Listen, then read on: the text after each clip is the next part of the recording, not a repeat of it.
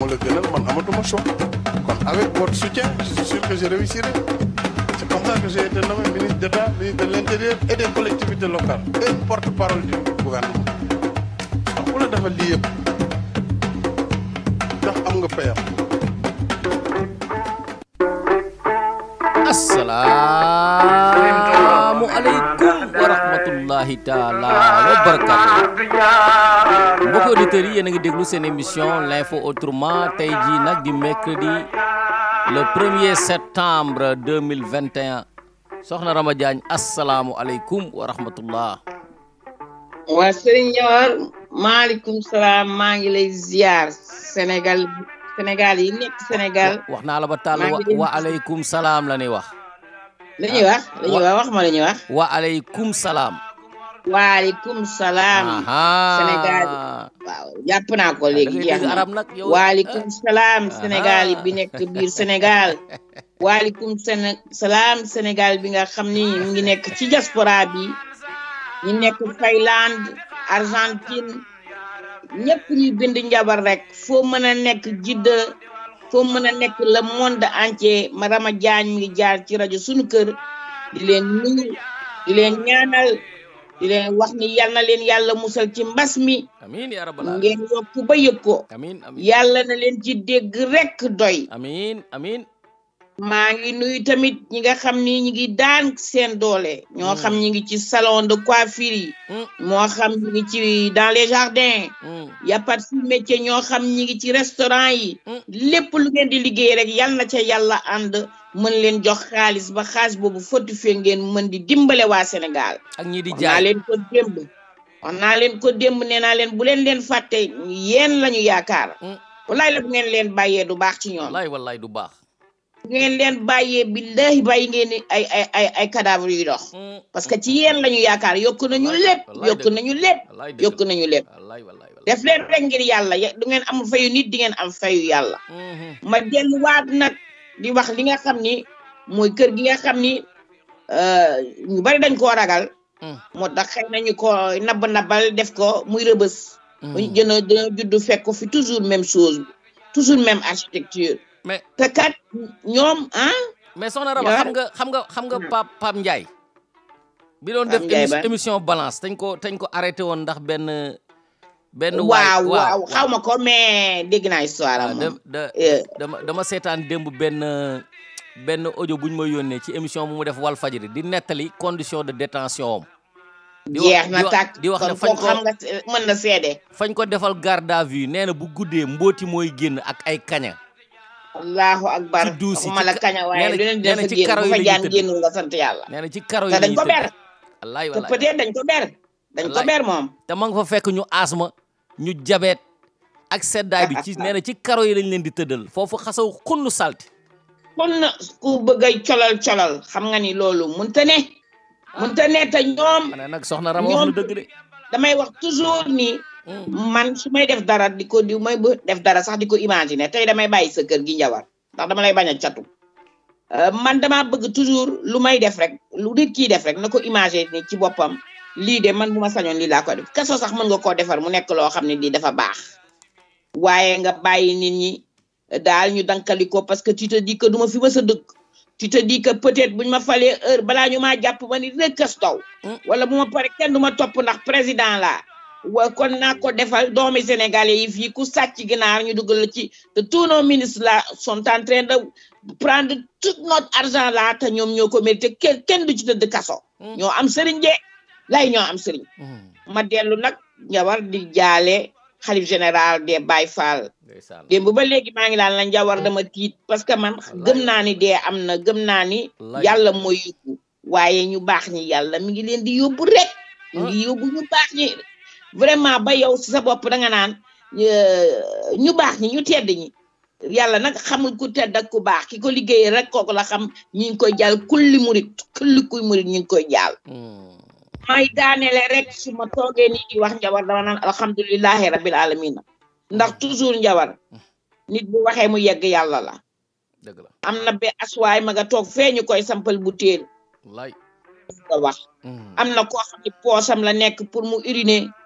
il faut nga ñëw defal ko sonde na koo xam ni les reins mi ngi ci jalis bi te mënu koo fay wallaay 80 000 fay te ay série bi du dara ay wax la dañuy tricher France te France gi ñuy tricher mere nañu moom moom ñuy defal ñu hôpitaux duma wax sax benn hôpital dama naan hôpitaux ñun laajuñu dara toujours ma wax ko waxati ko fu ñu war a samp hôpitaux ñu samp ko fa ñuy wàññil ñu dund bi di ñu jox ñu lekk jox gune yi liggéey dana baax waaye njaboot boo gisee sunu gune yi ci mbedd mi ñi ngi ci tali bi yor mbuusi kii yi mbuusi masque yi moom la ñuy jaay benn 100 francs benn 100 francs lu ne loo jaay rek ñu dugg ca socc yi ñu ngi ci socc yi lu xew bees rek ñu xewandoo ci ñoo ñàkk ñoo am jom Sénégal ñoo am jom ñoo mën a daan seen doom wallaay ci s'attend pas nag que nit ñi commencé xam nga mos naa la ko wax dès début damay ragal ñu toll foo xam ni nit dina dox ñu dagg seen oram wala ñu dugg sa kër jël sa alal foofu la ñu toll njawar yàlla nañu yàlla dimbali yàlla nañu yàlla dimbali teggil ñu nga xam ne ñii ñooñu tax ñu yelwaan yàlla nañu yàlla dimbali te indil ñu koo xam ne dafa gën ci ñun yàlla nañu yàlla indi ci nga xam ne bu ñëwee xaas bi nga xam ne ma koy fortifier ba ku ne am ci ba pétrole bi ku ne am ci sa wàll waxewuñ ko rek pour xaar pétrole ndax dañ doon wax di ñaan balaa pétrole di ñëw ak yëpp mais ñun dañu wax ne nañu jël suñu lëf lekk ca ba pare dool caa mën a séddale ca jàmm ma teg fii sama loxo ndax bu dul loolu damay xam ñu am tey mbégte mu rëy a rëy di dalal waaju baax wallaay waaju bëgg Sénégal waaju yaru macha allah loolu lay wone ci moom rôle yi muy joué sax boo ko xoolee da ngay gis yar gi ni muy génnee wallaahi ku bëgg culture ak art ñii ñooy ñi nga xamante ne bu ñu doon créer ay ministère seen loxo lañ ko war a teg parce que dañ koo bëgg te l'art maanaam li ñuy wax naan l'art ne nourrit pas son homme loolu moo war a tax booy teg mbirum art ak mbirum culture da nga koy teg ci loxo ñoo xamante ne dañ koo bëgg nga xam ne quel que soit alpha dañ koy def buñ leen fayee dañ koy def buñ leen fayul dañ koy def wallaahi ñu dalal Pape Demba Ndiaye DG Daaray Kocc salaamaaleykum Pape Demba. waaleykum salaam wa rahmatullah Ndiawar. waaw ñu ngi am mbégte bu rëy ak kontante di la dalal tey ci sunu kër FM nekk fii ci Californie. mbégte mi yëpp si man la. waaw man maa am kontante parce que bu ma gisee ay sénégalais ñëw réussir aux États-Unis fexe ba am fa rajo. pour que toute la diaspora sénégalaise mën a nekk au courant des informations qui se passent au Sénégal et dans le monde ñooñu dañ leen war a féliciter encourager leen di nuyu tamit auditeur ak auditrice rajo sunu kër yëpp waaw di la wax effectivement ku bëgg football laa dégg nañ ka ku bëgg football laa maa ngi doon seetaan match Sénégal bi mais lu ko jar rek moo ko jar quoi waaye Pape Demba nga baal ñu de non 30 minutes yi may sacrifier si match bi waaw même pas 30 minutes parce que actuellement on est à ñu ngi woon 30e minute bi may commencé jël donc mu des 15 minutes mi-temps ak peut-être 15 minutes yi nga xam ne moom la mi-temps jël li may raté du bari daal franchement te même bu doon match bi yëpp laay sacrifier tamit jaral na ma ko ndeysaan voilà vraiment kontaan naa soxna Ramata bi ñu ngi koy gërëm ci moom moo la indi ci rajo bi mu doon première fois invité naa fi nag ay ñoo xamante ne sa ay naataangoo lañu yu bari te semaine prochaine incha allah am naa beneen gan bu ñuy wax Moussa Touré. xam naa le cinéaste ginnaaw bu fi ginnaaw bu fi Moussa Sène ab sa jaaree. waaw yàgg naa invité nag ay artistes waaye yow yaa ngi doog a ñëw ci rajo bi est-ce que mën nga ñu defal benn présentation boo xam ne. maanaam ñi la xamul peut-être la nouvelle génération wala ñu la daan suivre mais muy présentation boo xam ne xamuñu ko ci yow maanaam li ngay liggéey li nga jàng fi nga jaar sa maanaam sa expérience quoi parce que côté théâtral bi xam nañu ko côté film bi waaw voilà ñu déglu la voilà très bien donc présentation si beneen wàll bi parce que ñu bari xam nañ ma en tant que directeur de Daaray Kocc xam nañ ma en tant que réalisateur en tant que scénariste en tant qu'acteur mais derrière tout ça yi nga xam ne c'est sur le plan audiovisuel Pape Demba aussi dafa am beneen facette waaw Pape Demba d'abord situation matrimoniale Pape Demba am na jabar am juróomi doom juróomi bant yoo xam ne ñëpp ay góor lañu nag macha allah alhamdulilahi rabbil alamin amaguma doom bu jigéen mais xëy na dina ñëw mais bu ñëwul tamit duma amul dara du ma si regretter dëgg la waaw nekkoon tamit inspecteur des postes je suis un inspecteur des postes à la retraite donc 1982 laa commencé liggéey poste donc moment boobu xale bu tuuti la waaw 1980 laa dugg école nationale des postes 82 ma génn ak sama diplôme di liggéey poste dem tamit au niveau de la poste tam gravir ay échelons defaat yeneen concours yàlla defal ma si ndam ma demoon école bi nga xam ne mooy école multinationale supérieure des postes d'Abidjan maanaam école boobu mooy former les hauts cadres de la poste am na directeurs généraux yu bari fii Sénégal ak si yeneen pays ay Côte d'Ivoire ak Bénin ki demee noonu si école boobu la ñu génne bon man tamit yàlla defal ma wërsëg ma dugg si école boobu parce que c'est un concours très sélectif ma génn fa nag ma ngi fa génnee en 1998 après yàlla di def may gën a avancer ci poste bi ba occuper poste boobu ñu naan directeur des ressources humaines directeur des ressources humaines pratiquement nekk l'adjoint au directeur général pas adjoint mais presque le second bu DG demee may assurer intérim beeg yi demee noonu xam nga loolu boo gisee ma koy wax sax xëy na ñu bari xamuñu ko mais aussi lu tax waaw lu tax mu am c'est pas ma propre personne moo tax ma koy wax mais pour xamal nit ñi maanaam ñi nga xam ne nekkuñu ci aar beeg yi demee noonu que bu ñu gis rek artiste yaakaar ne dara nekkul ci bopp bi non xam nga erreur boobu ñu bari dañ koy def man daan naa toog sama bureau nit fekk ma fa tiit mais comment ne kii du théâtre kat bi alors que waaw ma ne non mais attends théâtre bi c'est une vocation c'est une passion mais au-delà mais dañu jàng comme ñëpp dañuy liggéey comme ñëpp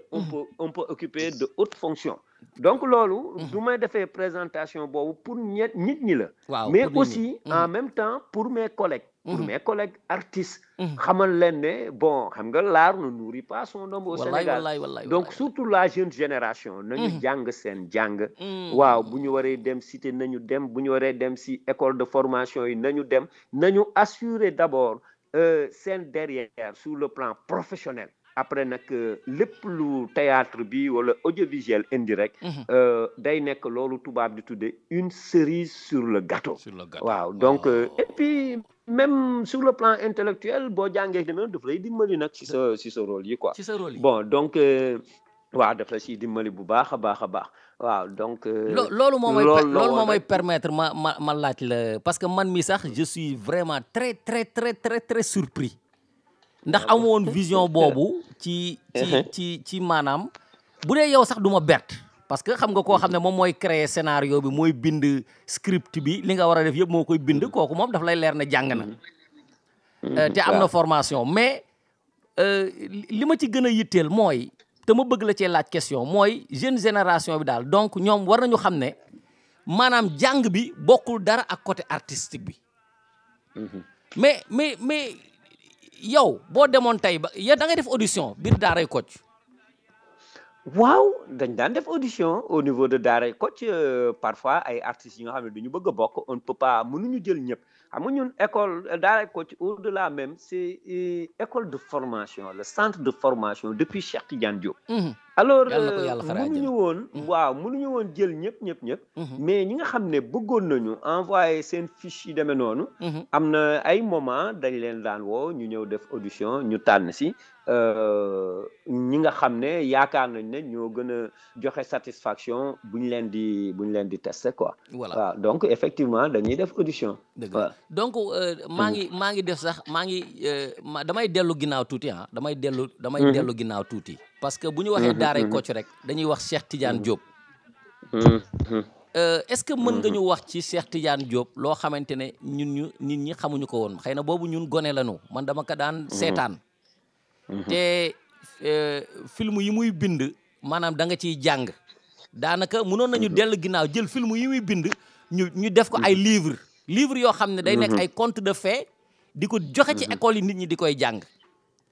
très bien day waaw wax ñu ci moom. ma wax tuuti li nga xam ne peut-être ñu bari xamuñu ko Cheikh parce que boo bëggee wax ci Cheikh yëpp mën na jël émission bi. wallaay dëgg la. waaw mais li ma bëgg a wax tamit. comme man. ni ma wax ne j'étais directeur des ressources humaines. Cheikh tamit il a fait un cursus scolaire extraordinaire. ba mujj gi il était biochimiste. biochimiste à l'Institut Pasteur. donc lépp luy analyse. lépp luy analyse pour déterminer ne cause maladie bi lii la wala lii moo nekk ci organe nit bi moo nekk ci foie bi moo nekk ci ke Cheikh Tidiane Diop moo daan def loolu à l'Institut Pasteur de Dakar donc nekk biochimiste moom tamit def cursus scolaire bu extraordinaire xam nga temps yi dama dégg xaw ma ndax xëy na jot ngeen information yooyu ay jumelles yu am 13 ans yu am bac walaay mais mu fàttali ma Cheikh Tidiane Diop billahi wallahi taala il a fait un cursus pareil école primaire Cheikh dafa yéexoon dugg parce que bon xëy na ñu bari xam nañ ko Cheikh sama ndijaay la moo topp ci sama yaay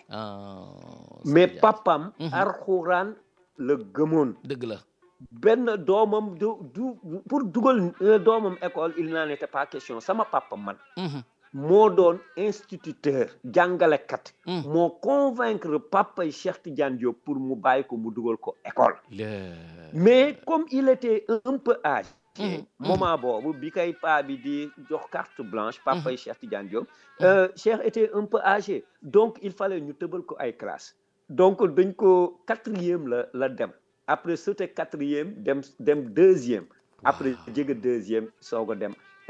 première def entrée en 6e certificat d'études yooyu yëpp mu am ko mais bi mu demee nag secondaire il a fait un cycle normalement waaw il a fait un cycle normal mais fekk na boobu mu rattraper le temps qu'il avait déjà perdu pour dire que Cheikh était un crack d'abord si ay études am si jàngam léegi nag nekk crack aussi si bind scénario parce que am yoo xam ne bu ma ko nettalee da nga naan c'est mais scénario yu Cheikh Tidiane Diop xoolal Cheikh man dama doon toog ne Cheikh était un visionnaire parce que xoolal en 1989 la ñu def un DG peut en cacher un autre mais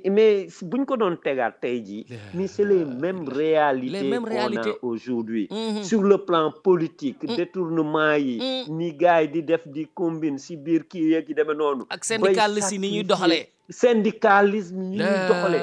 alors que ñoom bay délégué wallaay même pas kii nga jël pièce bu tourné bu mel ni xalima maam yàlla mooy ñu bari bu ma waxee xalima maam yàlla duñ ko xam mooy ñi ko gën a xamee mooy Lapiche wallaay situation des handicapés pour dire que tout le monde que tu sois handicapé que tu sois góor wala jigéen mais ñun ñëpp nous sommes égaux si service public beeg yi demee noonu quoi donc Cheikh loolu xalima maam yàlla xamatuma sax defe naa ay 81 82 yooyu la woon quoi yàgg la de ñoom Ibulaay on se bat toujours pour le pour le droit des handicapés donc Cheikh était un visionnaire mën naa la wax yu bëree bari nag franchement xëy na temps bi moo ñu ko dul may donc loolu mooy l'homme Cheikh Cheikh bind na benn scénario en 48 heures waaw mooy alalu jinne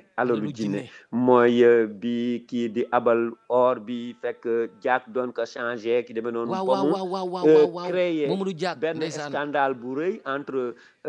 une femme et sa belle famille quoi mais donc Cheikh pièce boobu en 48 heures vendredi la ko commencé bind lundi mu ñëw ñu répété ko quoi donc pour vous dire sa capacité intellectuelle loolu yëpp nag xel moo ko may on n'écrit pas un scénario n'importe comment dafa am ay technique d'écriture de scénario dafay jaar yoon donc kooku moo doon Cheikh Tidiane Diop grosso modo un résumé rek pour présenter l'homme Cheikh Tidiane Diop mais yow mi nga xamante ne yaay jarbaatam te yaa ko donn wax dëgg yàlla ñu bëri dañuy wax ne booy wax sax moom la ñuy sentir parce que xam naa ne moo la yar voilà yow yaa ko donn te yaa occupé poste boobu noonu est-ce que bokk na non modestie à part li nit ñi di wax rek laay wax quoi man sax bokk naa ci ñi doon wax loolu est-ce que yow bokk na ci sa ay projet yow DG bi nga xamante ne yaay DG Daaray Kocc projet maanaam loolu Cheikh Tidiane Diop defoon ñu def ko maanaam ñu bind ko script yooyu ñu génn ko enfin comme des livres est-ce que loolu bokk na ci seen projet Bon, peut-être il faut nga waxtaan ci ak la famille parce que quand même nous sommes les héritiers de Cheikh Tidiane Diop sur le plan ci théâtre beek yi demee noonu mais am na tamit des héritiers yoo xam ne lépp lu nit war a def rek il faut nga waxtaan seek famille am mais jox nga ma idée nag sincèrement parce que li Cheikh def lépp parce que tamit xam nga lan moo ci metti Cheikh préparer ses mémoires parce que non dafa kii woon pour rédiger ses mémoires ndeysaan waaw mais malheureusement yàlla mayu ko gudd fan boo xam ne loolu mu bëggoon dina ko kii mais après man nag damay xaw a ragal dama ne qui mieux que Cheikh Tidiane Diop peut raconter lui-même sa vie parce que ñun xëy na am na lu ñu xam mais am na aussi lu ñu xamul am na fu Cheikh aw foo xam ne ñun awuñu fa xamaluñu ko Cheikh donc buñ doon jéem a bind livre wala affaire demee noonu on risque de biaiser mais ñun on s'appuie rek si li nga xam ne moom la daan def li nga xam ne c'est visible ak li nga xam ne moom la ñu xam si moom si histoire am ñu koy jéem a xamal nit ñi et ma wax la beneen affaire tamit bu Cheikh Tidiane Diop def waaw et man li may wax c'est facilement vérifiable ñi ma ko kiyee ñi ngi may dégg am na tey ñu bari ñoo xam ne ñi ngi ak seen liggéey mën naa citer Alié Mbaye mën naa citer Djibi Diop Djibi Diop sax mi ngi États-Unis actuellement mais TFM la doon liggéey Alié TFM lay liggéey am na ñeneen ñuy liggéey RDV sama propre jeune frère Thierno Sidibé mais au moins une dizaine de personnes yoo xam ne Cheikh moo leen formé aux techniques audiovisuelles ay caméraman ay monteur ay réalisateur ba tey jii ñu ngi sutur lu nekk si les grandes radios de la place foo dem RDV wala TFM wala faneen am na élément boo xam ne Cheikh Tidiane Diop moo ko formé am na sax ñu nekk si ministère yi yore nekk si dans le domaine communication di dem ay mission extérieure di ñëw bon te Cheikh Tidiane Diop moo leen formé donc moo leen jàngal métier bi mais c'est extraordinaire Pape Demba xam nga boo donc c'était pour compléter Cheikh voilà xam nga boo gisee pour li tax ma wax leen ne script yooyu war nañ ko mën a génne comme un bouquin man ak Ousmane Sembène daanaka ñoo dëkkoon man Yoff laa bala ma doon génn Sénégal Yoff laa dëkkoon dama daan romb Ousmane Sembène mu toog yore pipam ca booru géej ga waaye mosuma koo jox considération man dama defoon sax wérul maa ngi jéggalu nag gis nga waaw parce que c'est des philosophes dañuy toog di penser bi ma ñëwee États-Unis di jàng dafa am benn classe bu ma doon bëgg a jël bu ma jëloon pour compléter sama cursus ci mbirum communication la mais dafa am benn film mu am benn livre bu ñu doon jàng ñu tuddee ko La Noire 2 ndekete loolu film la mais aussi dañ ko def film ba pare mu nekk livre donc ñu koy jàng fii ci université bi gars yi bi ñu seetaanee film ba pare daan na ma kii waa Sénégal la man xam naa ko mais ñu commencé ñoom ñëpp di ma laaj question ci waa ji te man waa ji dama ko daan romb rek xamuma ci moom dara maanaam gëdd bi mu am ci une université américaine man xamuma ko en tant que sénégalais. te yow en tant que sénégalais xamuloo ko donc moom la tubaab di wax rek ne nul n'est prophète chez soi voilà. yooyu bari na ay exemple mais ay Cheikh Anta Diop. Cheikh Anta c'est après sa mort. la ko sénégalais yi di soog a xam. dëgg am na peut-être ñu ko xamoon. Sembène Ousmane aussi la même chose. mais Souleymane Bachir Diagne demande aux jeunes ñu bari xamuñu ko et pourtant ils donnent des cours foofu ngeen nekk aux États-Unis waaw ñu ngi ko invité nañ ko ci rajo bi voilà très bien ñëw na ci rajo bi à plusieurs reprises macha allah waaw voilà très bien donc dafa bari exemple yu mel noonu donc il est temps que sénégalais yi ñu xool seen idole seen référence d'abord parmi les sénégalais képp koo mën a def idole référence mu nekk à l'étranger am na équivalent bu ici au Sénégal man loolu lu ma wóor la quoi voilà donc sénégalais yi ñoo war a gëm seen bopp nag quand même waaw loolu la quoi pour que ñu bañ a valoriser seeni braves hommes voilà très bien voilà may rappeler mbokk auditeurs yi que ñu ngi am mbégte bu rëy di dalal Pape Demba Ndiaye directeur général bu Daaray Kocc Pape Demba dama am une série de questions yu ma la bëgg a laaj rapidement lépp lu xam ne mën nañ ko am ci yow ci information directe ñu jël ko ci yow mooy maanaam lan mooy différencier parce que en fait quand même ñun suñu jamono bu mardi jotaan dañ daan toog di seetaan théâtre di ci jàng lu bare comme niñ ko waxee tantôt mais ci jamono ju ñu toll nii daanaka dañ koy woowee ay téléfilm te pourtant jamono yooyu tamit mën nañ ko woowee téléfilm mais xëy na yéen ci seen jargon am na leneen loo xam ne ñun xamuñu ko ci lan mooy différencier théâtre yi ngeen doon def ak téléfilm yi nit ñi di def léegi nii quoi. waaw gis nga ñun sax après def nañu mutation. liñ doon def dootul woon théâtre mais téléfilm cinéma sax la gënoon jege téléfilm la gën a jege cinéma la gën a jege yi demee noonu mais yi ñu mujjee def yi yëpp man bu ma jëlee exemple après le décès de Cheikh Tidiane Diop ay ñoom Laye Sangara ay gaaf avant Cheikh Tidiane Diop avant Cheikh Tidiane Diop di décédé ay Mintou une si longue lettre xëy na à un degré moindre ak Mushiba Linguère VDN yooyu yëpp c'est des téléfilms technique gu cinéma la gën a jege que théâtre xam nga théâtre sax au vrai sens du terme théâtre kenn du ko jouer ki sur scène lañ koy jouer et Daaray Kocc dafa commencé foofu Daaray Kocc dañu commencé sur scène bu njëkk ba non sur scène lañ daan jouer on a participé à pas mal de xëy na xale yi du ñu xam yooyu semaine régionale de la jeunesse semaine nationale de la jeunesse yoo xam ne Daaray Kocc moo doon représenter le Cap-Vert à l'époque mooy la région de Dakar j'en profite peut-être pour faire une leçon d'histoire mais Dakar Cap-Vert la tuddoon donc Sénégal Cap-Vert si semaine régionale yi Daaray Kocc ñoo leen doon représenter et on a gagné pas mal de coupes donc ñoom Cheikh dañu commencé théâtre sur scène c'est par la suite maintenant la ñu ñëw si télé bi El Hadji Ablaye Seck dafa nekkoon membre jury si semaine nationale de la jeunesse semaine régionale de la jeunesse mu gis ñoon Cheikh gis ne yàlla brown graine parce que temps yooyu ñoom Cheikh la Tafa Ibulaay Paris Gueye ndam si yàlla si donc mu gis leen moom moo nekkoon groupe Yeewu Ablaye Seck léegi ne mu jël li desoon si groupe Yeewu ñoom Abou Camara ñoom Maas ñoom Rama Thiam léegi jël ñaari groupe yi formé leen tudde ko Jamonoy Tey léegi nag ñu commencé jouer d'abord des pièces radiophoniques après évoluer tuuti commencer du jouer télé mais bi ñu daan jouer télé c'était sous forme de captation maanaam décor bi yëpp dañ ko daan def biir studio télé xam nga waaw day mel ni thème scène rek quoi ñu daan day mel ni scène parce que captation si biir locaux RTS yi lañ daan bu dee chambre à coucher ñu def fa benn lal bu dee salon ñu def fa salon affaire yu demee noonu bu dee mbedd mi ñu def benn saxet donc di def loolu nag captation la donc mën naa ko tuddee théâtre filmé mais voilà mais après nag avec l'évolution des technologies de l'information et de la communication léegi nga dem ba mën a def cinéma te doo ko def si ay bande lu ñu ko doon tuddee bande millimètre xaw ma bu njëkk ba yu demee noonu donc le cinéma était assez accessible mënoon nga jël caméra rek affaire demee noonu def ay film donc Daaray Kocc tam a suivi la mouvance parce que tamit bon le monde change et avec eux les habitudes parce que Olof Njaay dafa ne bu jamono soppeeku nit dafay soppeeku ànd ak moom donc comme commencé woon nañu théâtre sur scène ak affaire demee noonu ñu dem ba nouvelle technologie permettre nga def un film si matériel boo xam ne bu njëkk ba cinéma c'était cher du caaxaan moo daan def cinéma mais demoon nga ba mën a def lu xaw a méngoog cinéma si ay conditions financières yoo xam ne yu douce la donc on a suivi l'évolution technologique di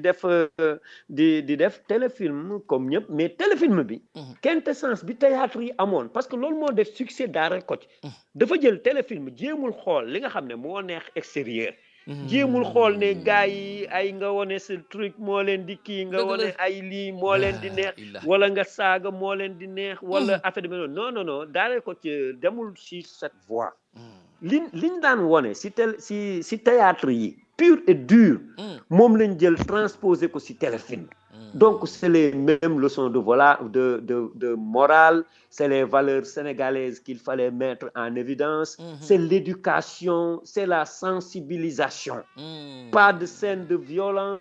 pas de scène érotique mais donc loolu mooy différence entre téléfilm ak théâtre quoi waaw léegi actuellement théâtre ça se passe sur les planches mais de Jamonoy Tey Daaray Kocc bi lañ commencé théâtre lañ doon def mais dañ ko daan filmer wone ko mais après nag on a eu une évolution di def carrément téléfilm si nga commencé génn si mbedd mi si nga commencé dem di tourner ay séquences extérieures ay di tourner si salon yu demee noonu daal donc c'est ça cette évolution mais en fait il y a pas tellement de différence entre théâtre ni ñu ko doon defee ak téléfilm. mais waaw léegi daal moom nag am na différence. xam nga lan moo ma jaaxal par exemple Cheikh Anta déggal Cheikh Tidiane Diop. moom dafa maanaam il faisait du cinéma. ci man sama interprétation ah. mais officiellement tuddewuñu ko cinéma. est-ce que dafa amoon ay difficultés yoo xamante ne dafa lié woon à la production ba tax yéen defu leen woon cinéma muy daw ci cinéma comme nga xam ne temps yooyu amoon na benn société bu tudd SIDEC. parce que moom ak ñoom Ousmane Sembène ñoo tolloo woon de ay ñoom Djibril Diop Mambéty ñooñu di defar ay film ñu ne ay film africain ngi nii Cheikh Tidiane Diop di def quelque chose similaire mais loolu du woon daw ci cinéma lan moo doon problème bi nga xamante ne moo taxoon loolu xewul. voilà gis nga temps bi ñuy wax SIDEC ak xawma segment defe naa beneen société bi moment yooyu pour tourner film c'était des ay ngandim caméra la woon ak ay kii millimètre xawma naka lañ ko tuddee woon daal affaire yi ay dafa meloon ni kiiwu photographe photo ni mi daan génne xam nga léegi gisatuloo photo nga dem kër Saala Kese wala Safié Dine affaire yu demee noonu quoi ça évolue mais cinéma tam loolu la meloon et dafa di yoo xam ne c'était extrêmement cher dafa pour tourner un film ay le mandat yu demee noonu mais caaxaan filmé kiiwu ko ay xala bu Thiembène Ousmane caaxaan filmé wu ko woon il fallait nga am ay ceddo nga am ay producteurs extérieurs waa yi nga xam ne ay français américain ñoo la si mën a jàppale quoi te yooyu tamit moment yooyu ay kii la woon quoi ay lobbying la woon affaire demee noonu quoi mais lu tax Cheikh dugg si carrément sax parce que xam nga ñiy def film cinéma yëpp c'est le cinéma c'est purement commercial c'est xaalis la ñuy mais Cheikh moment bi muy def c'était la passion loo xam ne bëgg-bëgg la loo xam ne da nga ko def sa biir xol donc xalaatuñu woon ay cinéma yoo xam nga toujours dama doon toog di wax ne mais Sénégal moment yooyu Sénégal amaguñu woon kii nuñ koy waxee ti étalon fële Burkina waaw amuñoo mais toujours dama doon wax bu doon Cheikh Tidiane Diop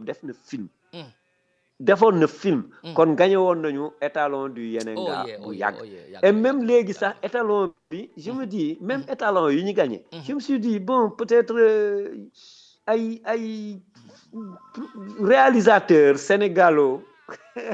sénégalo-français ñoo ko def par exemple tey moo jëkk am étalon l'acteur principal def naa c'est un américain ki ko def aussi bon même s'il a la nationalité sénégalaise bon kii yu demee noonu daal beneen bi si topp tamit defe naa la même chose xamatuma film bi nu mu tudd donc man kontaanaguma parce que gisaguma film un cinéaste sénégalais qui vit au Sénégal qui prend des artistes sénégalais qui tourne au Sénégal gagné étalon du Yenenga quoi franchement waaw étalon d'or étalon du Yenenga fële festival FESPACO sincèrement bëgg naa loolu quoi bëgg naa un film 100% sénégalais gagné parce que film burkinabé ak malien yi ko kii burkinabé ak malien mais c'est des films 100% burkinabé 100% malien donc on peut faire la même chose aussi quoi waaw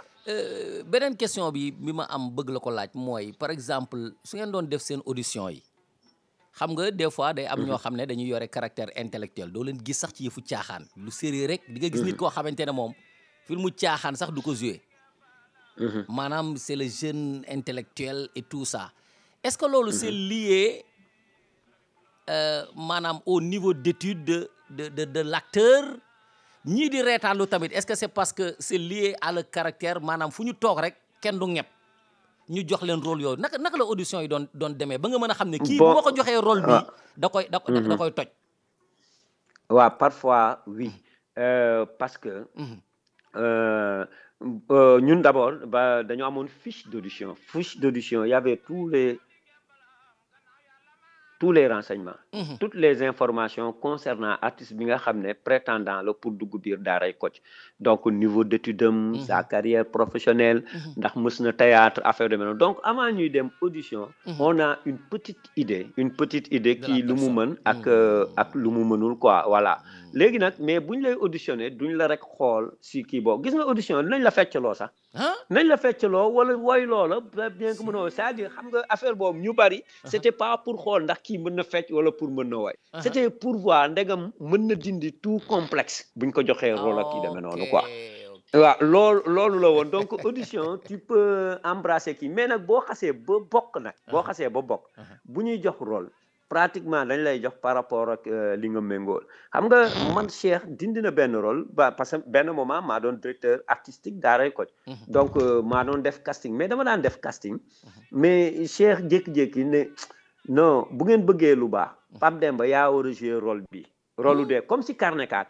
c'était pas mon rôle xaw ma ndax xam nga ko am déet quoi keneen moo ko doon répété man ma doon diriger répétition yi di rectifier di truc di jox ki ko doon jouer ay information Cheikh na ma yaa ko gën a xam parce que yow tu es déjà dans l'administration tu connais comment ça se passe les règles affaire de noonu donc joue le rôle et keneen ki nga jox ko beneen rôle donc pour te dire que parfois rôle yi ngay jouer dafay méngoog aussi ak sa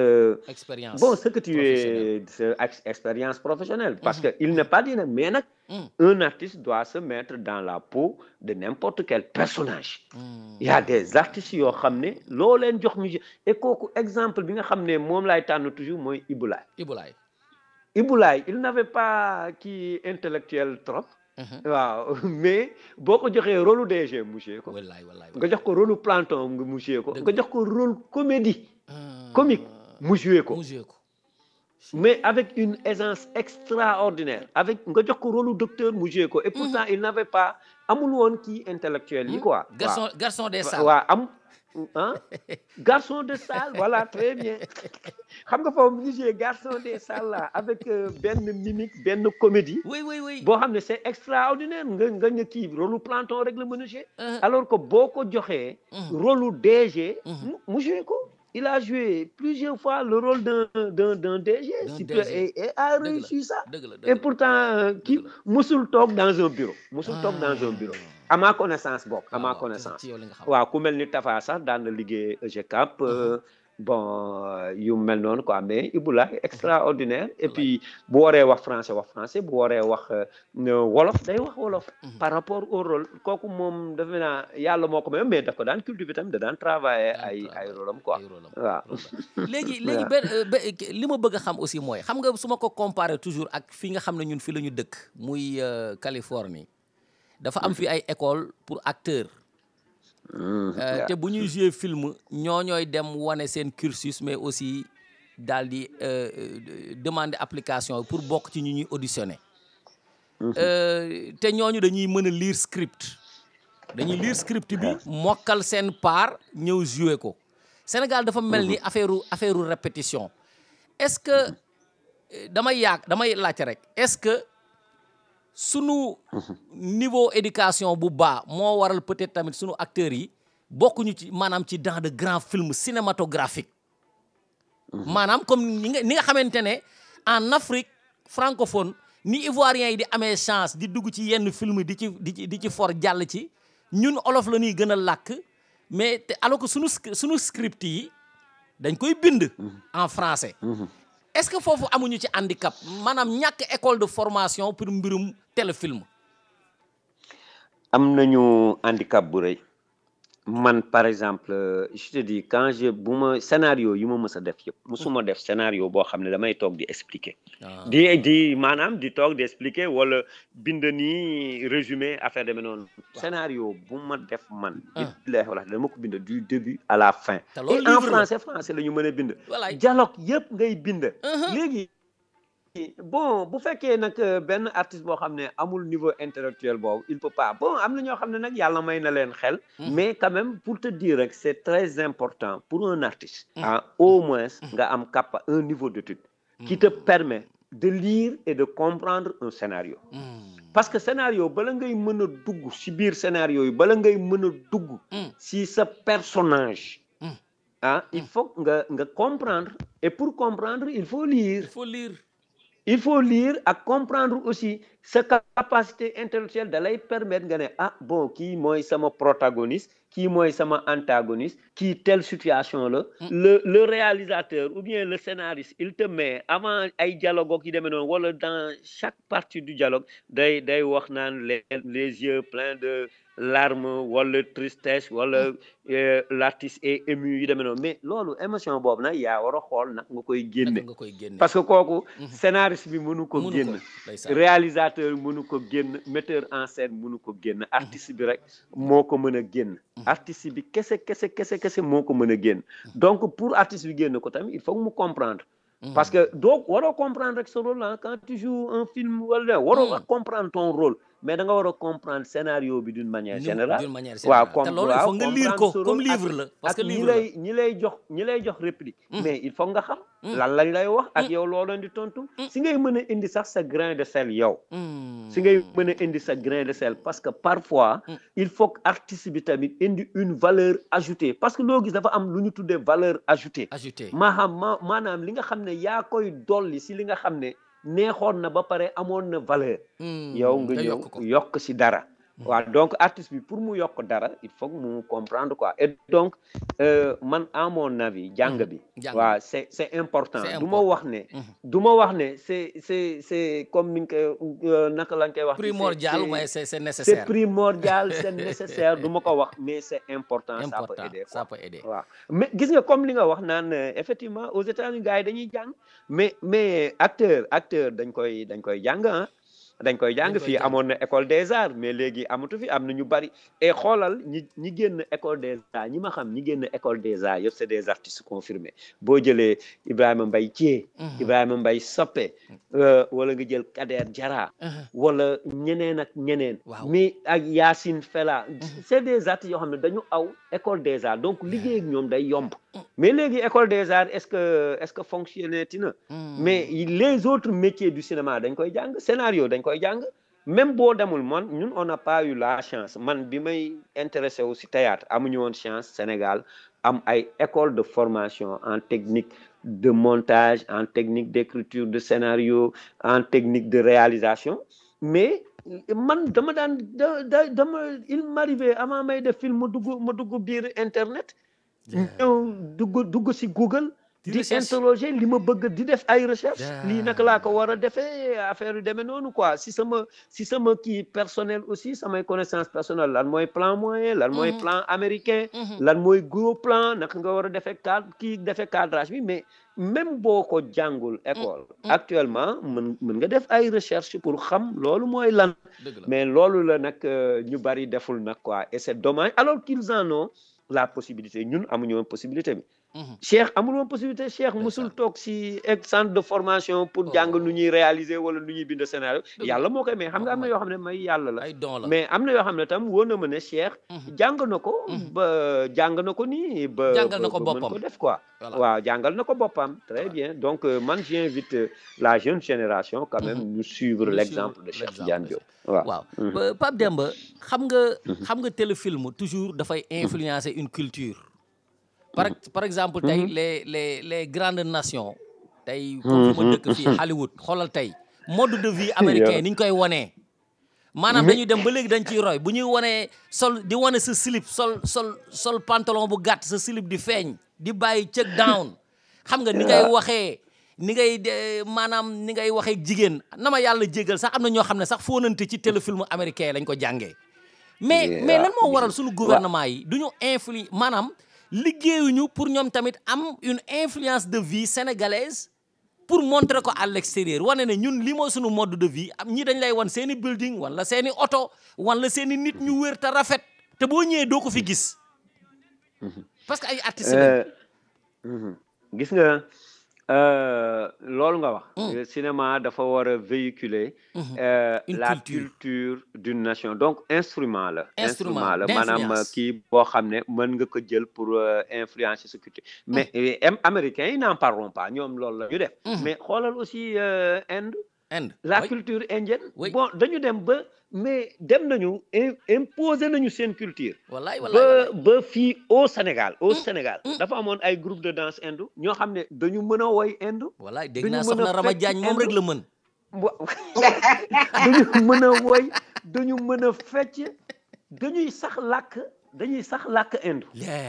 mais kooku c'est extraordinaire quoi yu kii boobu mais demal. au Burkina mais ñun kiiwuñu le cinéma burkinabé boo ko gisee ñoom tamit seen culture seen mode vestimentaire affaire demee noonu yooyu la ñuy véhiculer seen film donc il est temps aussi qu'au Sénégal nag wax dëgg yàlla amaguñu mënoo seetaan film ne ba ne mais lii mooy les valeurs sénégalaises mais sénégalais nii la kii wag demee noonu kan le type de sénégalais ti sénégalais lan moo ko mën et même si littérature yi man lire naa benn livre Le Monde s'effondre. Oui. C'est Chinua Achebe. Niger. Voilà, Chinua Achebe. Mais non, tu comprends la société nigérienne, la société profonde, fële seen valeur, li ñu gëm, li ñuy bañ, li ñuy xeex, mais c'est extraordinaire. Mais fii Sénégal kii guñ ko nag quand même quoi, mais on copie trop sur l'Occident. Bon, je ne veux pas jeter de pierre nag si suñu production téléfilm yi sinon les féliciter les encourager xëy na tamit affaire yi changé parce que Sénégal dafa metti nag les gens comme ni ma la waxoon bu njëkk ba cinéma c'était l'argent qu'on cherchait. Donc moi je me dis que actuellement les gens xaalis bi la ñu gën a jiital quoi xaalis la ñuy ut. waaw donc moo tax xëy na yenn boo leen waxee yenn tradition sénégalaise yi dañ koy teg fële affaire il faut le modernisme il faut tourner dans une grande villa avec piscine il faut que couple bi diw ak diw ànd dem voyage Espagne wala je ne sais pas affaire yu demee noonu léegi de telle sorte que suñu jeune fille yi xale yi dañuy yaakaar ne loolu mooy dund donc loolu la ñuy chercher bu ñu ko amee moo tax léegi gars yi mariage amatul parce que ku ñëw ñu xeeb la parce que ñu ngi xool kii leen mën a dugal si yenn villa yi ku leen mën a yóbbu ku leen jëndal cheveux ak ku leen mën a jëndal ay cheveux gi demee noonu alors que c'est pas ça le bonheur donc dañuy présenter comme loolu moo doon bonheur alors que c'est un bonheur éphémère quoi loolu ñaata sénégalais ñoo koy vivre il y a même pas 1% sénégalais qui vivent dans ce luxe il y a pas 1% sénégalais yi ku mën a jël sa jabar ànd ak moom vacances y a pas de telle sorte que les jeunes filles nag pour accéder à ça moo leen di perdre loo seen yenn valeurs yee ki demee noonu quoi mais buñ leen doon won non je ne critique pas mais je conseille buñ leen doon won suñuy valeur affaire demee noonu bu njëkk ba comment on tenait à la virginité et quand une fille était vierge comment elle était fêtée mais en Algérie c'est comme ça comme ñun du tradition boobu du woon Sénégal rek ay jébbale wane ne jànq nga affaire yi demee noonu ñu couvrir la de cadeau defal la loolu ñu tudda tout suñu nga nekk la fierté d'une famille wane de la fierté d'une famille sa bàjjen wër si koñ bi di kii alors c'était une référence bu ko defee yeneen jeunes filles yi nga xam ne qui n'ont pas encore été mariées mais elles vont se dire mais tiens lii sama nawle bi am bëgg naa ko ama kii yaayam ni mi kontaane tey jii bëgg naa sama bés sama yaay kontaan et mën na leen pousser influer ba ñu conserver seen virginité jusqu'au mariage mais c'est dommage que loolu est-ce que laabaan xale yu ndaw yi non dégg naa léegi gars yi dañuy takk rek jël rek dem yóbbu waaw loolu la daal bon donc on est en train de perdre nos valeurs jigéen am na loo xam ne bu ko arrivé woon rek jaral na ko mu xaru wallaay dëgg la et loolu ñun ñu ngi ko bëgg a wone si benn film boo xam ne Cheikh Tidiane Diop moo ko bindoon de waaw adaptation kii le balcon de l'honneur le balcon de l'honneur boo xam ne Malick Diop moo ko bindoon Cheikh ak xanju waaw ak xanju mais boobu moom tourné guñ ko le balcon de l'honneur jëllu jom le balcon adaptation tourné guñ ko parce que xam nga actuellement ñun moom la ñu bëgg a def pour le retour de Daaray Kocc bon je vous donne l'information loolu la ñu bëggoon mais malheureusement on n'a pas encore la famille de qui bindoon livre Malick Dia xamuñu benn membre de sa famille pour demander l'autorisation d'adapter ce livre à l'écran. loolu nag il faut ñu lijjanti quoi. Il faut ñu lijjanti ko il faut que gouvernement bi vraiment je lance un appel képp ku xam Malick Dia bi nga xam ne écrivain moo bind le balcon de l'honneur. Moi je crois que est-ce que du moom boobu c'est son seul et unique moom mooy son unique roman. Donc defatul beneen roman mais malheureusement il est décédé. Et on n'arrive pas à mettre la main sur ses héritiers. Inch'Allah. Waaw donc xam nga kooku la tudd Jëllu Jom. Malick Dia tuddoon ko le balcon de l'honneur. Donc une femme qui bu def jël boo xam ne c'était pour conserver son honneur, sa dignité quoi. Mais c'est ces valeurs-là qui n'existent plus. Et dans ce film aussi on a tout booy seet li ñu lay defal même seet léegi defatuñ ko comme il faut seet. C'était un moment boo xam ne buñ la yabee yóbbu la ak li ñu lay defal yëpp. Bés boo bëggee génn sa kër jëkkër sax di nga ko xoolaat quoi. Mais c'était extraordinaire. Peut-être on va dire que Pape Demba mi il est vieux jeu. Non, mais non, c'était des valeurs, des vertus yoo xam ne moi j'y crois quoi. Moi aussi wax dëgg yàlla dama ñëw ne c'est un ciment dafay cimenter dafay tabax dafay defar jikko yi. waaw jërëjëf mbokk auditeurs yi ñu ngi am honneur bu rëy dalal DG Daaray Kocc Pape Demba Ndiaye mais Pape Demba producteur yu njëkk yi nga xamante ne yéen a bokk jamono te gëm vraiment affaire valeur comme ni nga ko waxee yaa ngi ko doon développer léegi nii mais est-ce que booloo ngeen booloo pour am l'aide du gouvernement wala ministre de la culture parce que Sénégal léegi bu ñu waxee culture rek ñu defee ne musique bi la bàyyi nañu théâtre bàyyi nañu téléfilm yi maanaam jéem a fexe véhiculer ay valeurs yoo xam ne day wane ne lii c'est le Sénégal est-ce que approché ngeen ministre de la culture wala gouvernement bi Macky Sall na ku bëggoon théâtre la dégg naa ku bëgg théâtre la est-ce que approché ngeen ñooñu pour seet ndax mën ngeen am ay aide yoo xam ne moom moo leen di pare ba nga xamante ni yéen da ngeen di defar ay film yoo xamante ne comme Inde ni mu influencé suñu vie ba nit ñi di làkk maa ngi fàttali ko Amadou Badiane mos nañ ko interview mu ne Thione Seck ci boppam maanaam ay woyam da koy basé toujours li koy inspiré mbirum Inde la. J'avais oublié exemple Thione Seck. Waaw et effectivement Thione si Inde ku bëggoon fi xam nga tamit moo wax benn affaire boo xam ne ñu bari xamuñu ko woon. Thione Seck Daaray Kocc lu jëkk woye lu jëkk jël micro. billahi wallahi taala Thione Seck si Daaray Kocc la jànge woy sinon si la forgé wu amoon na talent si la forgé wu moo doon woykatu Daaray Kocc temps bi ma lay wax dañuy def théâtre sur scène mais Thione Seck moo daan woy donc Thione c'est quelqu'un boo xam ne daawul jóge sa kër ga fii nga xam ne kër Cheikh Tidiane Diop moo doon siège bi donc Thione dama ko xamoon man personnellement ku bëggoon seetaan film Inde la donc bu Amadou Diagne waxee ne Inde daf ko influencer c'est la vérité quoi. waaw pour vous dire aussi ni ma la ko mën a waxee y a pas seulement que Thione Seck parce que c'est sunu kër nag il faut que ñu leen di jox ay loolu ñu tuddee scoop. maanaam des informations inédites donc Thione Seck a fait ses armes à Daaray Kocc. Mor Dior Seck magam xaw ma rakkam bu nekk États-Unis moom tamit. rakam la Fatou Géwël aw na Daaray Kocc. xam nga monsieur Mbaye buy tagg yonente bi. waaw Mbaye moom tamit Daaray Kocc la doon woy. Doudou Sow waaw Doudou Sow bu nekkoon number one chanteur number one. Il est passé à Daaray Kocc et peut-être j'en oublie quoi.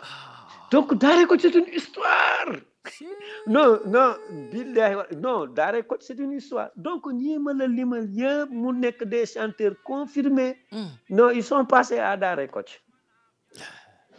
waaw mais concernant la question regroupé yéen pour seet naka ngeen di parce que loolu yéen homme de culture yi loolu yéen lu ngeen war a xeex la quoi lu ñu dul négocier la est-ce que am ngeen association bu ngeen di daje pour que jot ndimbal ci gouvernement bi wala ministère de la culture wala yu demee bon waaw am nañu association artistes comédiens du théâtre sénégalais. waaw mais bon ok xëy na kii wuñu ndimbal yi tamit au niveau du gouvernement ministère de la culture je crois que xaw na néew daal du ay aide substantielle yoo xam ne mën na la permettre nga def li nga bëgg bon sinon à part le FOPICA tamit mooy fonds de promotion pour l'industrie du cinéma et de l'audiovisuel quoi sincèrement bon fonds boobu peut-être moo tane woon parce que daan nañu attribuer ay 25 à 50 millions waaw parce que dégg naa am na ku ñu dox 50 millions mais fonds boobu man quand j'ai déposé un projet pour le compte de Daaray Kocc j'ai pas été élu j'ai pas été éligible maanaam dañ ma dax dëgg la bon xawoon na ma metti parce que gis naa ñu jox ñoo xam ne waaw vraiment bu ma la waxoon tey jii seen tur xamuñu leen et jusqu'à présent ñooñu ñu joxoon génn guñu film yi taxoon ñu financé leen mais man je me suis dit même bu fekkee projet bi ñu présenté on l'a mal présenté wala bokk des na affaire yu demee noonu mais dama doon wax war nañu xool Daaray Kocc devait être primé maanaam mënoon nañu jox Daaray Kocc ci fond boobu pour ne serait-ce que pour l'ensemble de ses œuvres parce que c'était une référence bon vraiment añaanewuma ñi ñu ko jox nag quoi mais je me dis que mérité woon nañ ko am na tamit une grande maison de production bu ñu jox xaalis bu bari tamit moi je me suis dit que si j'avais cet argent xëy na dinaa mën a jënd ay matériel high quality waaw ba pare travailler sur ay scénario di ko def ak i demee noonu quoi mais waxuma ki ñu ko jox mérité na ko parce que ñi ngi génn ay production yu bari mais je me suis dit que loolu ñu leen jox xëy na yéen mënoon ngeen def lu ko raw parce que yéen a ngi yor ngeen matière tremplin la bu ñu ko joxoon Daaray Kocc ñun Daaray Kocc laaj ñu woon loolu defe naa bon film bi ma présenté woon scénario bi ma présenté woon je demandais xawma 20 millions quelque chose comme ça quoi pour le faire si norme cinématographique yeeg ki demee noonu quoi mais malheureusement je ne sais pas kenn joxuñu ñu daal joxuñu leen dara bon waaw joxuñu ñu xaw bu ma mettee rek c'est pas xaalis beeg gi demee noonu mais c'est parce que je me dis que Daaray Kocc premier fonds de promotion FOPICA fonds de promotion pour l'industrie cinématographique et audiovisuelle partie audiovisuelle waroon nañu jox Daaray Kocc daal waaw bon même bu fekkee bon je ne sais pas daal peut-être aussi que je me trompe ñiñ ko jox ñooñu ko gënoon mérité ñooñu gën a présenter mais je me dis que gënuñu ko mérité parce que le projet pour lequel ils ont été financés projet bi ba léegi loolu taxaw et ça fait plus de 3 ans mais Pape Demba su ma dégloo li ngay wax nii sax maa ngi anticiper ni yaakaar bi may xaar sax mën na am du ma ko tontu bi may xaar mën na am du ma ko am Pape Demba dafa yaru torop bëggul critiquer kenn bëggul kenn mere ko moom baax na rek quoi garaawul nangam sangam xam nga lu tax ma lay wax loolu mooy en tant que scénariste réalisateur producteur nekk DG d'une troupe théâtrale di defar ay téléfilm jamono ju ñu toll nii man film yi ma gis yëpp ñuy daw man daanaka ñemewuma leen seetaan parce que man damay bañ ku ma influencer dañuy wane ay scènes yu doy waar yoo xamante ne c'était impensable ci jamono yéen ñi nga xamante ne moom ngeen di def léegi ñu koy def man j'ai même peur que ni xëy na doo ci prononcé wu parce que bugguloo ñu defe ne da nga leen di critiquer mais il y a lieu te dafa jar ñu critiquer parce que ñuy wan suñu doom yi ñoom ñu koy filmer seeni doom bu doon vivre loolu ñoom duñu ko nangu te man comme ni nga waxee sànq gisuma échantillon sénégalais buy vivre loolu néew na lool pourcentage bu néew la mais pourtant ci télé bi lañ koy wane di wane ay slip jigéen bu génne li mu soloon di ko wane ay wax ay affaire yu ñaawa ay langage yu vulgaire mais ñu koy tolérer ci sunu réew mi te xam nañu ne kenn dund ko c'est pas la culture sénégalaise yow loolu boo ko seetaanee ban effet la lay def. Bon c'est regrettable franchement loolu laay wax quoi parce que man déjà je peux dire que man awma woon jot sax amaguma jot pour di seetaan téléfilm yeeg ki demee noonu quoi mais bu ma déggee benn affaire dinaa dem xooli ko dinaa dem internet dem seet ko gi demee noonu et li nga wax yëpp man gis naa ko et effectivement ça a choqué quoi et amul excuse on ne peut pas l'excuser sincèrement mooy li ngay wax man wax naa ko ça ne correspond pas à nos valeurs donc je me dis peut-être que ñoom ils visent un public au-delà du Sénégal bëgg nañu seen film yi qu'on puisse voir ça au Cameroun en Côte d'Ivoire. Donc il faut que xam nga am na dans certains pays africains yoo xam ne loolu yooyu ça nous gêne pas. mais ñun ça nous gêne ku nekk ak sa culture. xam nga fii Sénégal am na jigéen yu bari yuy tox. dëgg la mais exemple bu may joxe mais doo même jigéen buy tux nanguwul tux cigarette devant l'écran jigéen ñuy tux tamit du ñu tux si mbedd mi dëgg la mais pourtant demal au Maroc c'est un pays musulman comme le nôtre demee noonu mais ça ne gêne personne quand on voit quand boo gisee benn jigéen buy tux mais ñun accepté wuñu ko donc je crois que yenn scènes yi mais on peut passer là-dessus mën nga wax li ngay wax ah te doo wone érotisme boobu daal maa ngi jéggalu nag si ñi ma koy wax mais je ne suis pas d'accord avec eux et tout le Sénégalais yëpp dans leur écrasante majorité à 80% ne sont pas d'accord avec eux il faut tout simplement lire kii pour kii ko quoi xaw ma nag c'est pour chercher des vues parce que ça peut paraître paradoxal Sénégalais yi rejeté nañ ko mais booy xool genre film yooyu ñoo lay amal des millions de vues waaw parce que gars yi dañ koy seetaan en cassette non ça te montre la pudeur du Sénégalais bëgguñu mu siiw waaye bëgg nañ ko seetaan ci suuf donc loolu la yenn producteurs yeeg yooyu di wax naan mais pourtant gars yi dañ koy seetaan moo ñuy may ay vues affaire de noonu ba bërki démb am na ñoo xam ne ils ont été plus osés mais nuñ ko justifier mooy on voulait financer un téléfilm léegi bëggoon buzz yi demee noonu bëggoon ay vues yu bëree bëri moo tax ñu def ko bon donc c'est grave et c'est dangereux quoi vraiment juróom ñaari minute moo ñu dese soxna Rama am loo ma bàyyi la nga laaj sa DG question sa xarit soxna Rama nee na bëggul poser question sama DG dama lay bàyyi ak moom rek quoi dama bëgg nga laaj ko question dama bëgg nga nettali ko maanaam influence indo boobu parce que yow semaine passée wala il y a 2 semaines yaa ñu xamal nañu même indo yi du ñu wane seen yooyu ñoom bu ñu demee ba nit di fóonante sax ñu wane benn fleur mais moom xam na ko Indophile la waaw xanaa seetaanoo collège yi waaw li si portable su ma juumul moo ko bind wallaay moo du refoulé su ma juumul moo ko bind parce que dafa teey nu muy joué dafa teey et puis je l'ai vu mu doon joué benn bis mu téye loxo xale bi ñuy dox ñoom ci plat nu mu tuddati William Ponty bi comme ni ko inde yi doxee noonu ànd ak tey da ko gis bu mu def geste boo xam ni c'est film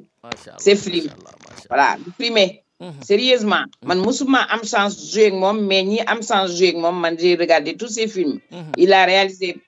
trop de films même modesté moo tax waxu la ko voilà ci bay da ko doon def xam nga li ci portable am wan na foofu ñu jigéen waroo di gëstu sa moom ci boppam sax je pense que ku góor ki moo doon gëstu li ndaw si nekk ci portable am par coïncidence mu gis ni ki ko fa bàyyil message bi Amina la bàyyil message te moom jabaram Amina la tudd ci loolu lay dem ba à la fin je pense que day rey waaji te coïncidence la ndaw si Amina la tudd ki doon woo ba mu defee ni faram la Amina da doon woo mais ñaari Amina la tu vois looloo tax toujours man fi boobu ma ko seetaan sama yaram dafay daw parce que ci coïncidence rek nit mën na tuumaal nit foofu wone na foofu ni bàyyi leen tuumaal nit moo du refilé bi tamit daf ko joué mu neex ma du pour lu fi taxaw xam nga dafa jóge Sénégal dafa jóge bitim réew am xaalis nëbb ko àddina yëpp di deelu mennum yaayam rek moo ko taf ci boppam nga xam ni yaay boo amee boo ñàkkee rek moo nekk sa ginnaaw rek ñu jigéen gi sax da ko doon xas ñëpp di ko xas boole ci dara mi ngi ci mbedd mi bu xëy di dem Dakar di dem ak a ñëw di dem Dakar ak a ñëw ñu naan mu kii xanaa dafa dof léegi te lu muy wuti Dakar boole wu dara mu won leen ni daal réew ma demoon na neexul mu ngi noonu yàlla ko dogal mais yàlla am na leneen yàlla dina baax ndeke li muy dem di toppatoo yëpp indi na alal ju dul jeex noonu la def ba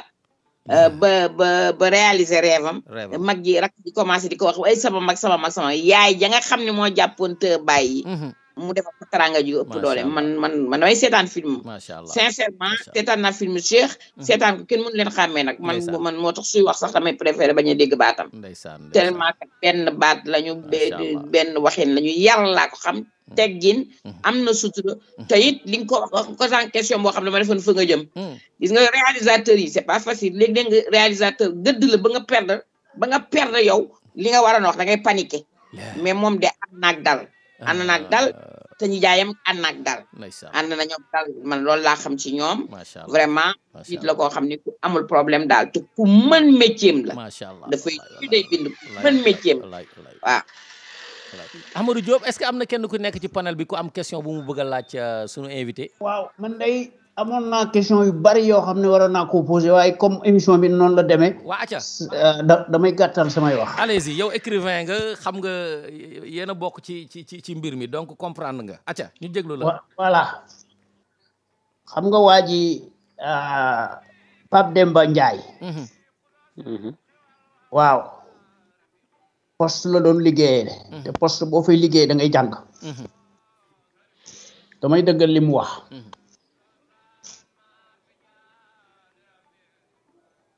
suñu société africaine bi dañoo am une vision assez sur l'art maanaam seen xel da cee xaw a gàtt suñu société yi parce que le rôle de l'artiste est réducteur dans la société actuelle sénégalaise c'est-à-dire que dañuy mettre l'accent sur le côté spécifiquement maanaam côté divertissement waaw éducation bi sax duñ ci wax lu bari waaw parce que dafa am arrière plan parce que ñi nga xam ne ñooy def théâtre nekk ay artistes ay dramaturges kooku du jeex Sénégal booy boo ma ne c'est le laboratoire des intellectuels des artistes des acteurs de haut niveau nag laa wax de haut niveau contrairement en Europe parce que Europe dañ leen di sargal parce que boo ko seetloo théâtre mooy lan théâtre maanaam nekku dul la reproduction instantanée et fidèle de nos comportements c'est tout voilà loolu rek la maanaam théâtre dafa am caractère pédagogique moral et culturel et politique c'est un redresseur de conscience c'est la pierre angulaire de notre existence li ma ci am takk mooy seetlul ci Cheikh Aliou Ndao un grand dramaturge def na bind na ci yu bari reproduire nañu ay œuvre am reproduire na sax Mort du Damel ba reproduire Amadou Cissé Dia ancien président de l'Assemblée nationale waaw léegi question bi ma koy laaj ci loolu en dehors de Cheikh Tidiane Diop yal na ko yàlla xare àjjana ak ñeneen ñi nga xam ne ñoo fi jóge amiin yaa rabbi yàlla waaw naka la ñu mën a fexe ba wëlbati changer les mentalités c'est-à-dire ñu jox beneen regard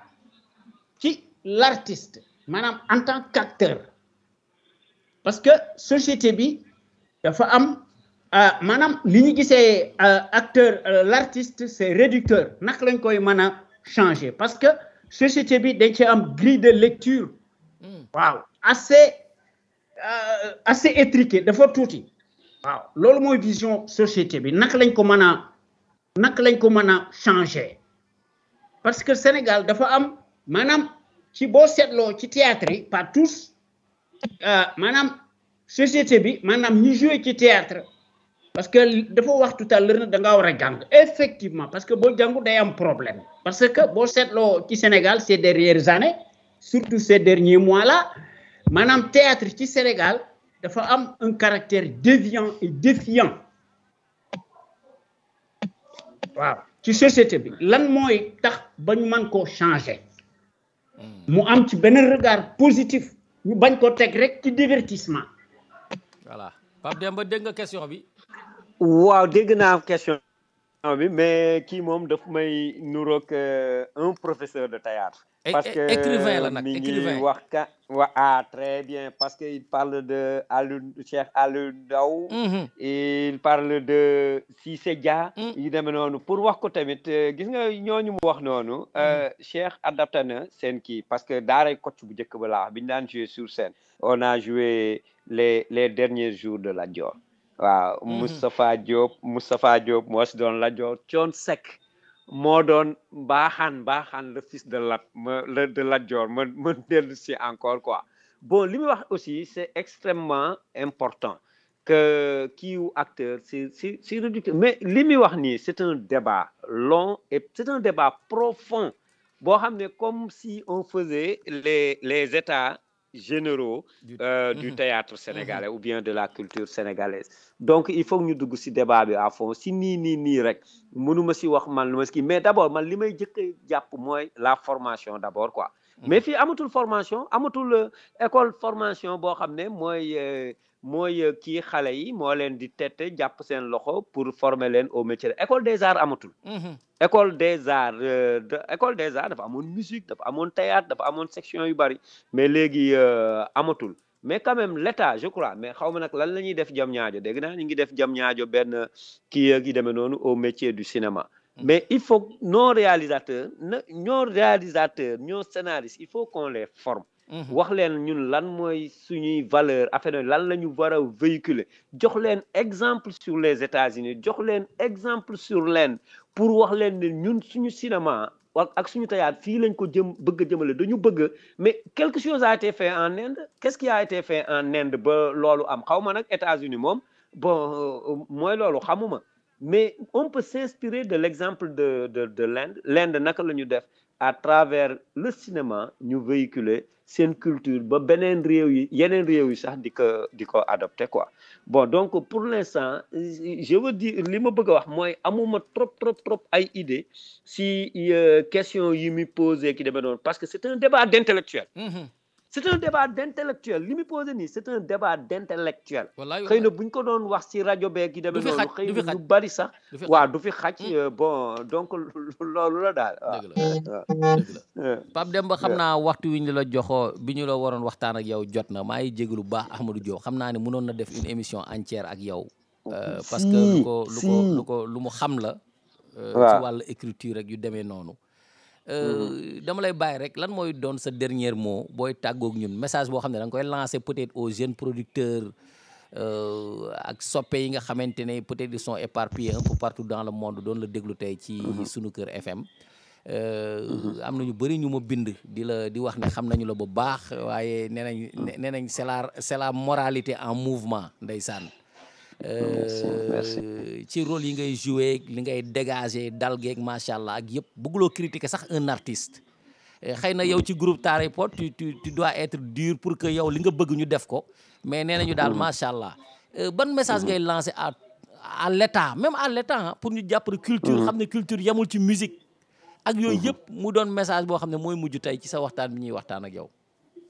voilà d'abord endroit ñi nga xam ne ñooy suñu soppe ñooñu bëgg parce que man xam lan moo ma jaaxal sama dernière production Daaray Kocc c'était en 2012 avec ay gaaf waaw donc man pratiquement man tamit presque joué wutuma sama dernier grand rôle c'était Modou Refoulé c'est en 2009 mais ba léegi je ne passe pas inaperçu les gens dañ may xàmmee si mbedd mi dañ may poser ay questions dañ vraiment won la cofeel won la bëggeel yu demee noonu quoi donc loolu après je me dis dama koy sant yàlla moo tax ñooñu surtout man laay wax ne leen bon Daaray Kocc arrêté wul Daaray Kocc tasul Daaray Kocc ngi fi Rama Diagne mën na la wax ne la Daaray Kocc ñi ngi seen groupe émission bii ñuy def ak yu demee noonu certainement dinañ ko dugal si groupe bi publicité beeg yooyu yëpp tas nañ ko si groupe bi donc le groupe WhatsApp Daaray Kocc mi ngi fi donc Daaray Kocc tasul mais dafa fekk man mi nga xam ne maa doon kii bi maa jiitu woon waaw donc ma nekkoon si leneen mooy li ma lay wax les fonctions de directeur des ressources humaines yi ma yoroon poste léegi actuellement alhamdulilah jeexal naa mission boobu léegi beneen mission laa bëgg jëlaat mais li ma bëgg jëkk a def moo doon parce que comme on parle de la perte des valeurs fii au Sénégal dama bëggoon indi benn film boo xam ne dafay wan xale yi quelles sont les valeurs sénégalaises moo tax mu bëggoon jouer le balcon de l'honneur boobu mais gisaguma kii bi donc maa ngi leen di wax ne daal Daaray Kocc ñu ngi dellu si budul le balcon de l'honneur tam ñu ngi jéem a réfléchir si yeneen scénario quoi à l'endroit de nos fans waxuma fans Pape Demba mais fans Daaray Kocc yëpp ak fans théâtre sénégalais yëpp quoi waaw bon ñaareel ba à l'endroit des jeunes ñi nga xam ne ñoom ñooy def production actuellement quoi bon ñu jiital d'abord la passion ak l'engagement la volonté mais li ma gën a gis de mooy peut-être ñu bari foog nañ ne lu ñu amul feneen war nañ ko mën a am si théâtre bi bon peut-être pour les hommes xëy na peut-être bu ñu les jeunes bu ñu tourné jigéen ñi topp seen gannaaw wala jigéen ñi tamit nga gis société sénégalaise moo mel noonu da ngay fañ benn yoon télé gars yi kar téléphone yow nii affaire demee noonu ba dévier la si sa trajectoire donc ñu éviter piège yooyu quoi que bul jouer parce que xaalis moo tax wala bëgg nga ñu ràññee la bëgg nga xale yu jigéen yi topp la wala bu dee jigéen bëgg nga les ministres yeeg les hommes d'affaires ak affaires yu demee noonu ñooñu nga xam ne waaye ils sont prêts à faire des sacrifices dañ lay xemmen rek dañ lay xemmen mais si biir xemmen boobu ils sont obligés mën nañu maye iPhone 12 mën nañu maye sax oto boo maytuulee quoi mën nañ la fayal appartement mais bés bu ñu amee lu ñu bëgg si yow wala bés bu ñu demee ba doyol si yow mais dañ lay wàcc quoi bu boobaa rëccu day am donc il faut ñooñu aussi ñu kii leen ñuy def ay recherche ku si mën a def formation na ko def ak ki demee noonu à l'endroit des autorités étatiques maanaam muy ministère de la culture muy le gouvernement affaire demee noonu ñu jéem a jàppale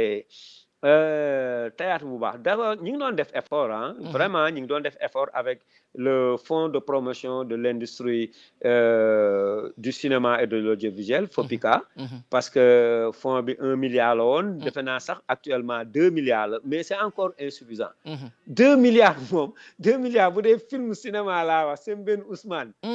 Ousmane benn genn wàllu film rek lekk na lu ëpp 2 milliards quoi bon donc il faut que ce fonds là franchement ñu renforcer ko davantage ñu renforcer ko aussi tas ko tamit ba nit ñi mën ko am si fonds yi tamit vraiment waaw c'est normal que je kii pour ma propre chapelle xaw ma nu koy tubaab di wax prêcher pour ma propre chapelle mais bëggoon naa tamit ñu gëstu troupe yu mel nii Daaray Kocc troupe ak ñeneen bon jamonoy tey pratiquement existé tout bon que ñu bàyyi parce que man boo ma bëggee ñëw awala ma si yoonu cinéma ñëw naan bon comme pitch xaw ma nuñ koy waxee comme pitch war naa wax kii lan moo tax may def film bi affaire de noonu war naa présenter un projet affaire de noonu man yooyu man pour man daf may retarder quoi da nga may jox xaalis ne ma defal film mais boo bëggee mais boo bëggee wax ma lan moo tax ngay def film bi nga bind lool loo xam ne c'est purement théorique et puis j'ai vu que loolu ñu lay sant c'est du copier-coller man gis naa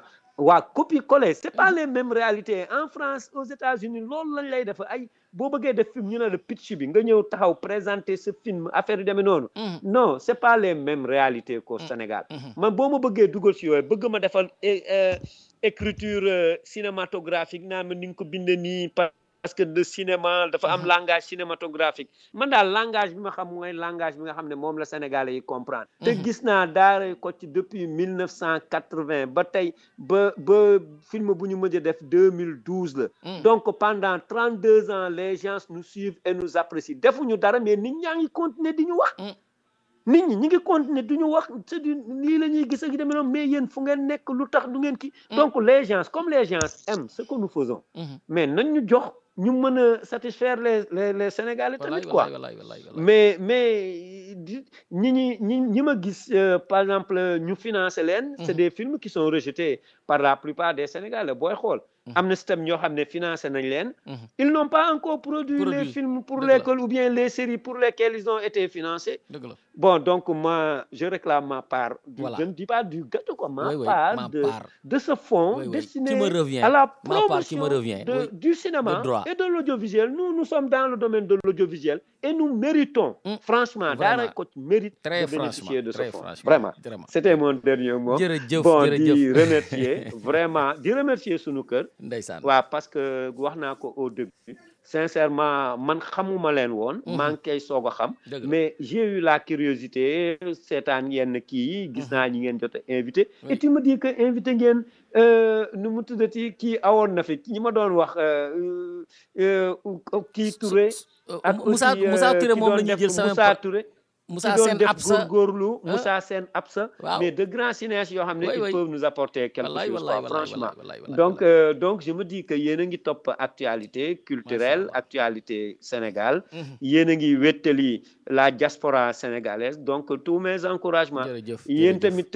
bu ñuy def fonds yi ñuy def pour les médias nuñ ko tuddeeti sax quoi mais war nañ leen si gëstu tamit quoi franchement parce que waaw vous travaillez aussi pour les Sénégalais Demba donc fonds boobu nu mu tuddeeti sax temps yi defe naa ñu ngi koy waaju wallaay kii de la presse waaw aide de la presse voilà aide à la presse waaw vraiment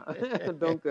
jërëjëf mi ngi noonu tamit quoi waaw jërëjëf Pape Demba maa ngi lay remercier ñu bàyyi la xam naa ne marché bi jeex na wala li ci des bareetul mais vraiment ñu ngi lay remercier bu baax ci sa yéen di woon naa sànq de yéen gis Sénégal mëne 1-0 waaw Sénégal mëne waaw Sadio Mané dugal na Sadio Mané moo dugal waaw deuxième bi am na de mu des 8 minutes ok kon boog baax na waaw kon boog je n'ai rien perdu quoi nul ñu artistes yëpp yi nekk ci seen kii bi ñoom ñëpp ñu ngi leen di ñaanal jàmm ak wér incha allah dinañ ko dégg dinañ ko dégg incha allah kon kooku moo doon sunu invité tey di Pape Demba Ndiaye moom la ñu invité woon muy DG Daaray Kocc Ahmadou Diop maa ngi lay jégalu bu baax daanaka yow mais Ndiawar est-ce que mais dégg naa ngeen di wax Moussa Sène waaw Moussa Sène Absa Moussa Sène Absa du Moussa Sène bi ma xam la